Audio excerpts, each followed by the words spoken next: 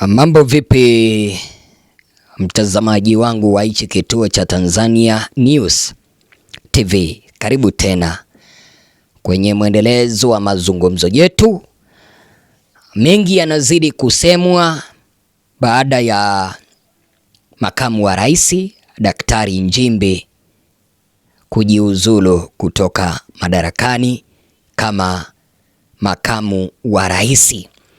Sasa Samia kulingana na katiba yuko na siku 14 kuanzia sasa hivi mpaka siku 14 kuweza kuamua ni nani ambaye anaweza kawa makamu wake.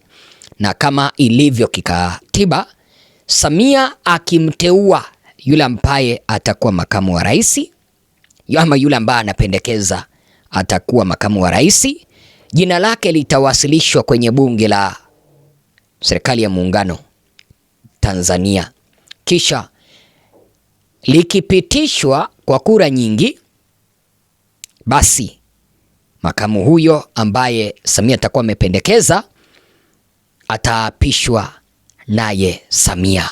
Tutakuwa tunaendelea kuyazungumza haya. Sasa mtazamaji wangu, maoni mengi yanazidi kutolewa baada ya makamu wa rais Nchimbi kung'atuka madarakani. Je, ni kipi ambacho kiliweza kusababisha makamu wa rais Daktari Balozi John Emmanuel Nchimbi kung'atuka madarakani? Hapa niko na Mtanzania mwenzetu mwenye anaitwa Mkwabi na yuko na mengi ya kutueleza.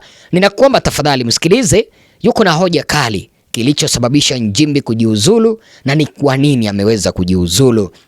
Sasa Mkwabi, moja kwa moja kupitia kwa njia ya simu, ninaomba uweze kusema na Watanzania wenzetu ambao wanakuangalia. Unazungumza na umati mkubwa bwana Mkwabi, wakati ni wako, uwanja ni wako. Zungumza na Watanzania kupitia kwa hichi kituo chao pendwa. Habari za usiku ndugu wa Tanzania wenzetu, unaendeleaje Bongo? Kiuhalisia ukiangalia hii barua ya kujiuzulu kwa makamu wa rais Dr. Nchimbi, watu wengi tulitarajia kwamba Nchimbi atajiuzulu kwa sababu kuna kikao ambacho kilifanyika hivi karibuni cha NEC, cha kamati kuu ya CCM NEC, wajumbe wa CCM NEC, kilifanyika Zanzibar.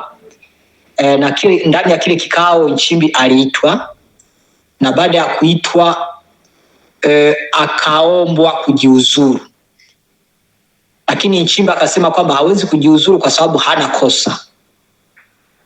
Lakini baada ya pale ikawa sasa mawasiliano yake kati yake na rais akawa sio mazuri. Kati ya rais wakawa hawako vizuri. Walijitahidi kuwa wanakutana kwenye mikutano kama kule kwenye bwawa la Nyerere na maeneo mengine mliona, lakini moto uliendelea kufuka ndani. Na sababu kuu ya Samia na Nchimbi kutofautiana sana hivi karibuni ni maneno ni baada ya uchaguzi. Baada ya uchaguzi kuna wale wananchi ambao polisi waliwaua. Na mnakumbuka polisi waliua wale wananchi kipindi cha maandamano, kipindi cha uchaguzi 25 Oktoba. Kwa hiyo Nchimbi kama mtu Mtanganyika hakuridhishwa na ile hali, serikali kutokukiri kwamba imeua wananchi na kutokuwajibisha askari polisi waliohusika kuwa wananchi. Kwa hiyo Nchimbi aliona kwamba sasa nimewasaliti Watanganyika wenzangu, siwezi kubarana hili. Kwa hiyo Nchimbi na Samia tangu walipoingia madarakani, baada ya uchaguzi, tangu walipoingia madarakani, changamoto zilianzia pale baada ya wale wananchi kuuawa na polisi. Umeona? Kwa hiyo changamoto zilianzia pale, kutofautiana. Baada ya pale mkaona sasa Nchimbi anaanza kutoa matamko, mara katoa matamko yuko kanisani, lakini matamko yake unaona kabisa ni matamko ambayo anakinzana na mtazamo wa Samia na serikali yake. Oh. Kwa hiyo changamoto zilianzia hapo.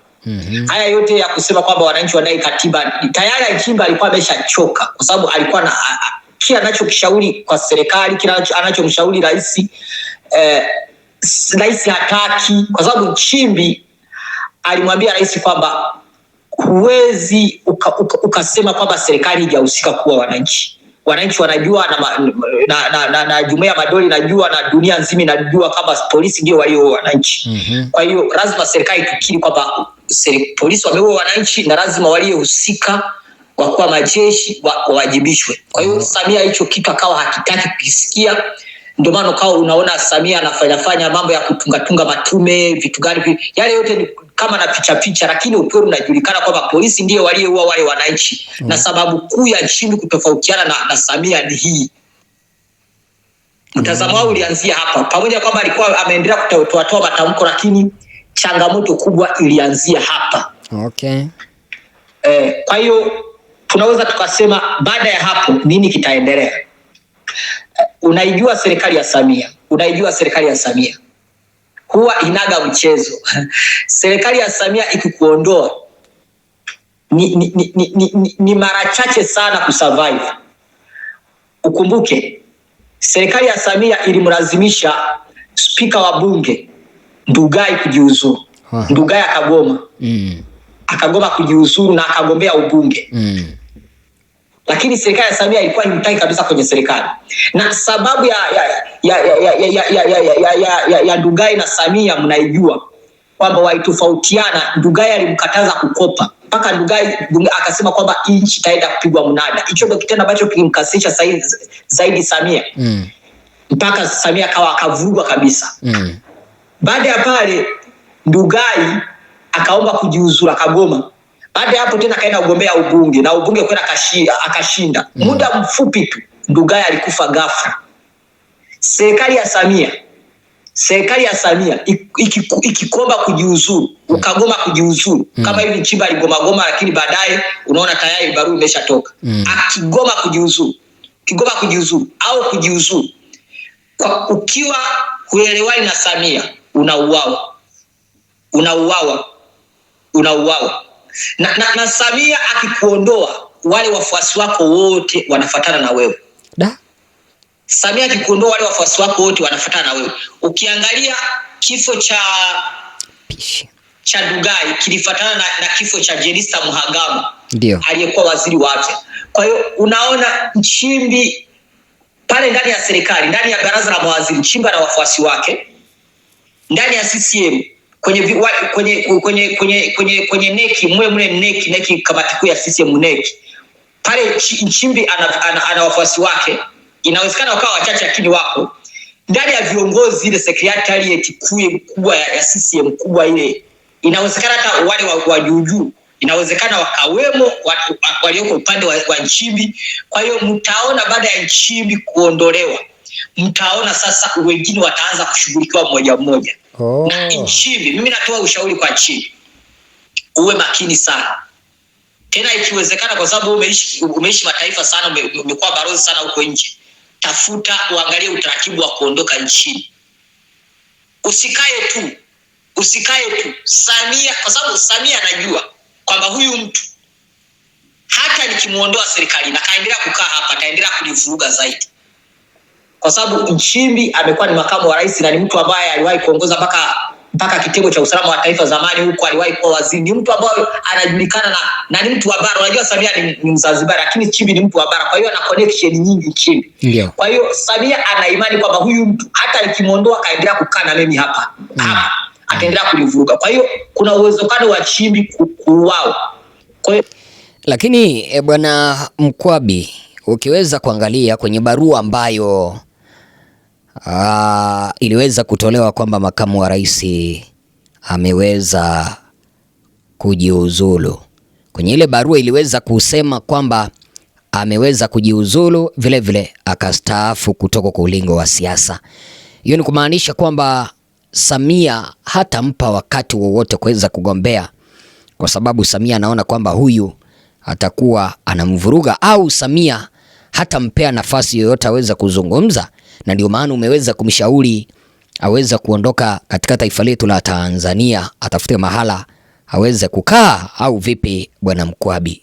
Kwa hiyo mimi natoa ushauri, Nchimbi apotee, aondoke kama viza zake na mambo, kabla mambo hayajawa mabaya zaidi, aende akapumzikia huko nje, kwa sababu uwezo na fedha anazo za kutosha.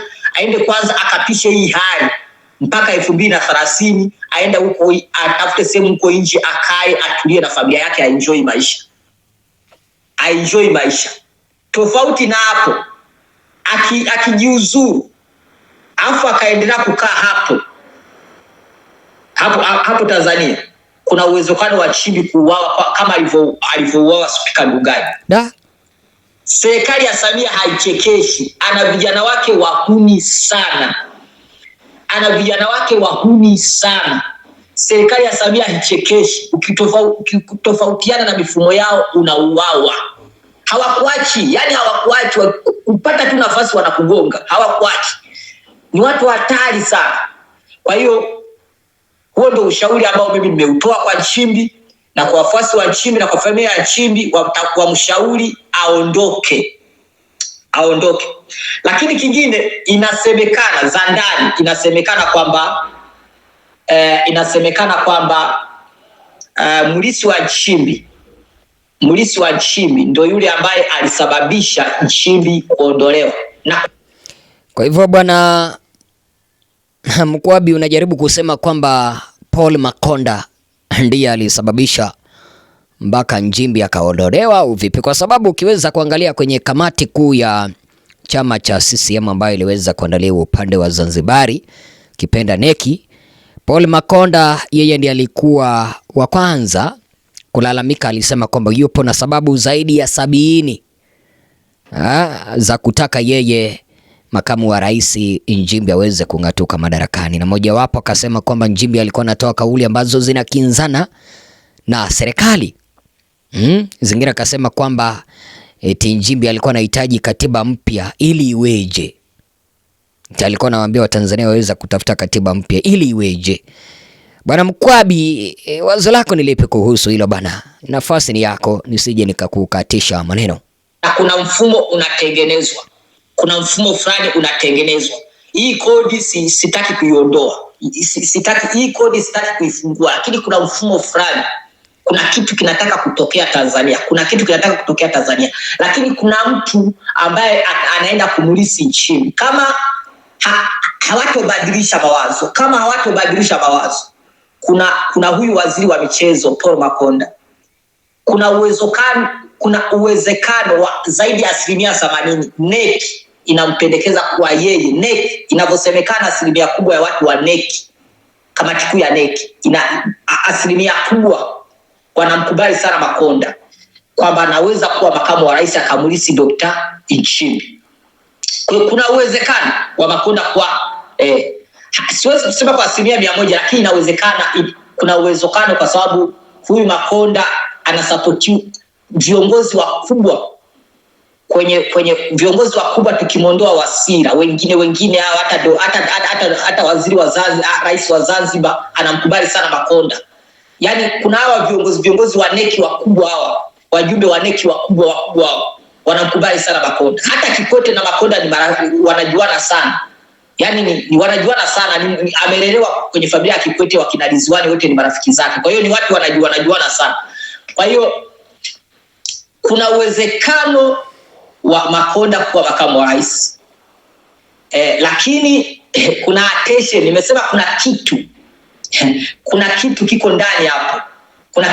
Nitakuja kukifumbua baadaye, lakini kuna siri ndani. Lakini nitakuja kuifumbua baadaye. Lakini kuna siri ndani hapo. Kuna kodi sitaki kuisema leo. Lakini kuna kitu kinataka kuzaliwa Tanzania ambacho sio cha kawaida. Na hivi karibuni mtakuja kuona matukio jinsi atakavyoendelea kufatana. Dunia itashangaa. Okay. Asante sana, usiku mwema. Taarifa yangu kwa Watanzania wenzangu, kwa ndugu zangu wa Tanzania ambao nilikuwa nayo leo usiku ndio hii hapa, ambayo inahusu kujiuzuru kwa makamu wa rais Dr. Nchimbi. Asante sana, usiku mwema. Karibu tena. Hapa ni nyumbani kwako, hapa ni nyumbani kwake, Mtanzania mwenye anafuatilia siasa. Kwa hivyo bwana Mkwabi, tutakutafuta wakati mwingine ili tuendelee kuzungumza. Ninashukuru kwa support. Mmeweza kusikiliza jinsi ambavyo bwana Mkwabi ameweza kusema kwamba yeye anahisi kwa asilimia kubwa zaidi ya 70 kwamba Paul Makonda huenda akaweza kuchukua nafasi yake makamu wa rais wa sasa ambaye ameweza kujiuzulu bwana Nchimbi. Kumbuka kwamba Makonda ndiye alikuwa wa kwanza kuchochea moto. Unajua kuchochea moto ni kana kwamba unachukua kuni unachochea kwenye makaa ambayo yanawaka. Sasa akachukua kuni akachochea moto kabisa na kusema kwamba Nchimbi lazima aende kwa sababu ana ushirikiano na kina Maria Sarungi ambao ni wanaharakati ambao wako na ushahidi wa kumpeleka Samia Suluhu Hassan katika mahakama ya kimataifa. Vile vile kwamba lazima Nchimbi aende kwa kile ambacho anachochea Watanzania kuweza kutafuta katiba mpya. Siwezi nikazungumza mengi kuzidi yale ambayo ndugu yetu Mkwabi ambaye yuko nchini Tanzania ameweza kuyazungumza. Asante sana, tupatane wakati ujao. Asante sana.